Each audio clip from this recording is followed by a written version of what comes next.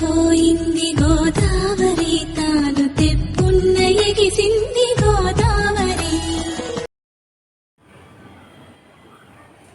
Hi, hello, నమస్తే అండి. ఎలా ఉన్నారు మీరు?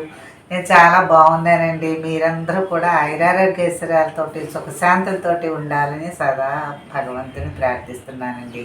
ఈ మధ్య ఎండాకాలం కొంచెం ఎండలు ఎక్కువగా ఉండటం వల్ల నేను కూడా వీడియోస్ ఏం పెట్టలేదు. అయినా అక్కడక్కడికి తిరగటం, ఏదో క్యాంపులు తిరగటంలో నేను పెట్టలేకపోయాను. అయితే ఇప్పుడు మీకు మంచిది, ఒక పురాతనమైంది, చాలా చాలా చాలా పాతకాలం నాటి ఒక స్వీట్ చూపెడుతున్నాను మీకు. ఆ స్వీట్ పేరు ఏంటి అంటే కనుక దాన్ని బెల్లం పొంగడాలు అంటారండి. అవి చాలామంది చక్కగా చేసుకుంటారు. అయితే గృహప్రవేశాలు, ఈ రోజులకి కూడా గృహప్రవేశాలైన ఇళ్లలోకి బిందెలతో పట్టుకెళ్ళి తయారు చేసి అందరికీ కడుపు చలవని పంచిపెడుతూ ఉంటారండి. ఆ పొంగడాలు చేయడానికి ఏం కావాలి అనేది చూపెడతాను రండి. ఇదిగో ఇది తడి బియ్యం పిండి అండి. ఇదిగో తడి బియ్యం పిండి మీకు జల్లించి పెట్టాను, 3 జల్లీళ్ళు వేసానండి. ఇది తర్వాత ఇదిగో నేను ఒక్క గ్లాసుడు బెల్లమే తీసుకున్నానంటే పిండి కొంచెం ఎక్కువే తీసుకున్నాను. మీకు లెక్క తర్వాత మధ్యలో మీకు చెబుతాను, చివరిదాకా వీడియో చూడండి. ఇదిగో యాలక పొడి అండి, డీప్ ఫ్రై చేయటానికి ఆయిల్. ఇవేనండి మనకు కావాల్సింది. దీన్ని ఎలా ఏ పాకం పట్టి ఏ రకంగా చేస్తానో వీడియో లేక పెడదాం రండి, చూపెడతాను. ఇప్పుడు గిన్నె దీని మీద పెట్టుకుని స్టవ్ వెలిగించుకుని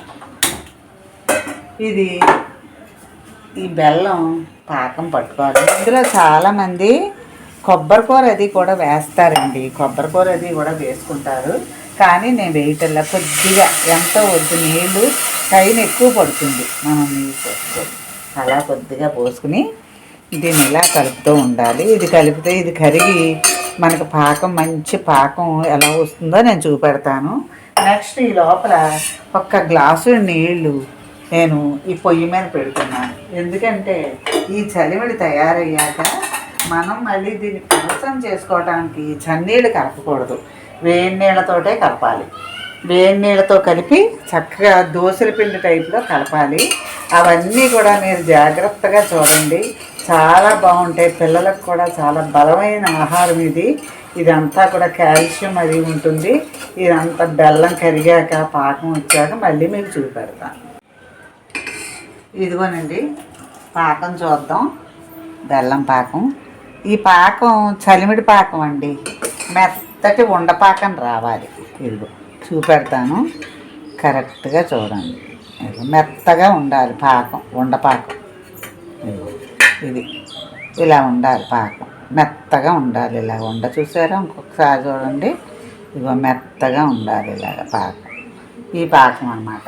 ఈ పాకం అయితే ఇప్పుడు మనం దీంట్లోనూ ఇదిగో కొద్దిగా నెయ్యి వేసుకుంటే బాగుంటుంది. పాకంలో నెయ్యి వేసుకున్నాక ఇదిగో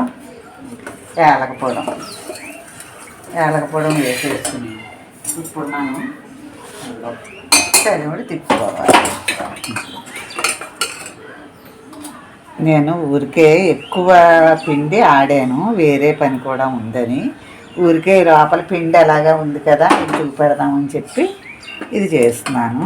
అయితే సేమ్ అంతా చలివిడిలాగే, మనకంతా చలివిడి పాకం చలివిడిలాగే. చాలామంది కొబ్బరికూర అది వేసుకుంటారు, నేను అది వేయలేదు. కొబ్బరికూర వేసుకుంటే వేసుకోండి, మీ ఇష్టం. అయితే ఇది ఎలాగంటే, మీరు పెద్ద పెద్ద వంటలు చేస్తాను కాబట్టి నేను కేజీ బెల్లానికి 1.5 కేజీ బియ్యం పోసుకోవాలి. ఇంకొకసారి ఎక్కువ పోసుకున్నా పర్వాలేదు, ఏమవ్వదు. అయితే మీరు కొత్తగా నేర్చుకునే వాళ్ళు పలచన అయిపోతుందని కంగారు పడతారు. అలా కాకుండా మీరు కొంచెం ఎక్కువ పిండే ఉందనుకోండి, భయం ఉండదు. కాస్త మిగిలినా కానీ పర్వాలేదు, అది ఇంకోటి ఏదైనా మనం తయారు చేసుకోవచ్చు. ఇదిగో ఇలాగ అయిపోయింది, ఇంతే. ఇంక పిండి పట్టదు దీంట్లోనూ.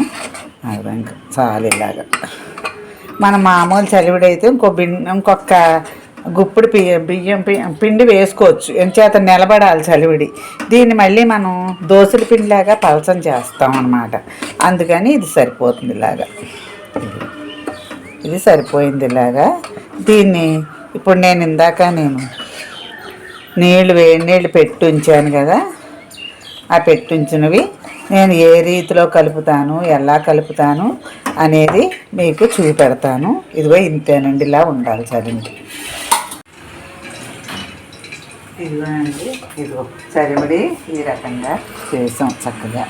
దీన్ని మనం ఇప్పుడు ఏం చేయాలంటే, ఇది నీళ్ళు పెట్టాను కదా, వేడి నీళ్ళు, ఈ వేడి నీళ్ళతోటి ఇలా కలుపుకోవాలి. నేను మన టైం వేస్ట్ చేసుకోకుండా నేను నూనె పెట్టాను, సన్న సెగన పెట్టాను, కాగుతూ ఉంటుందని.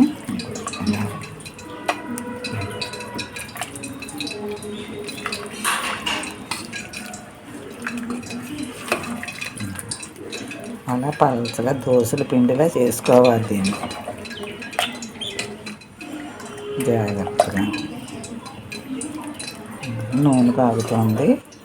ఇదిగా దీన్ని కూడా జాగ్రత్తగా కలిపి మళ్ళీ మీకు చూపెడతాను. ఇదిగానండి, ఇది ఇలా దోశల పిండిలాగా ఇలా కలుపుకోవాలి. కలుపుకుని ఒకే సైజు రావడానికి ఒకే గరిటి టైప్లో ఇలా గరిటి పెడితే అది చూడండి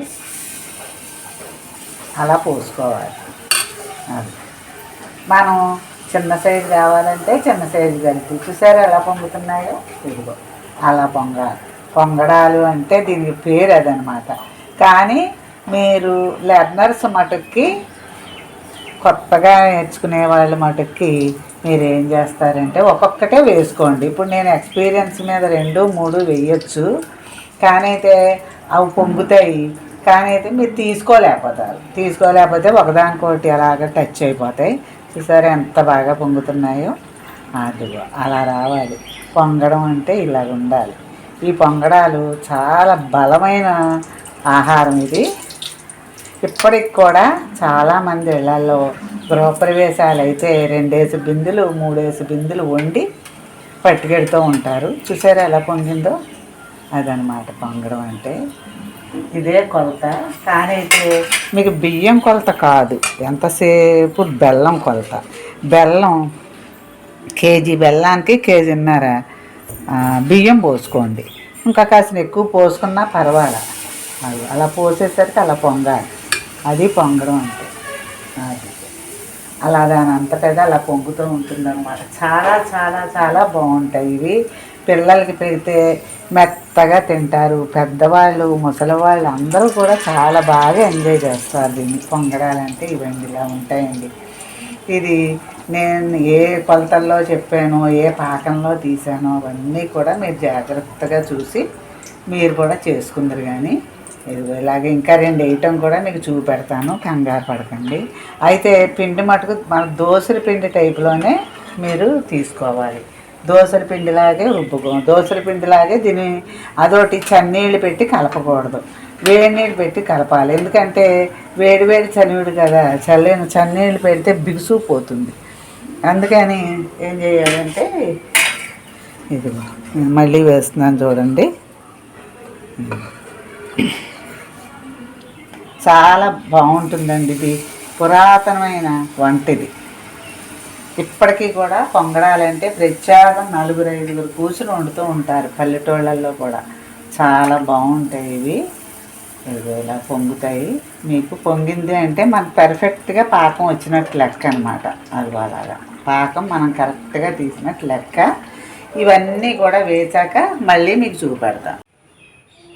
ఇదిగోనండి, మీ అందరి కోసం తియ్యగా వేడిగా చక్కటి బెల్లం పొంగడాలు.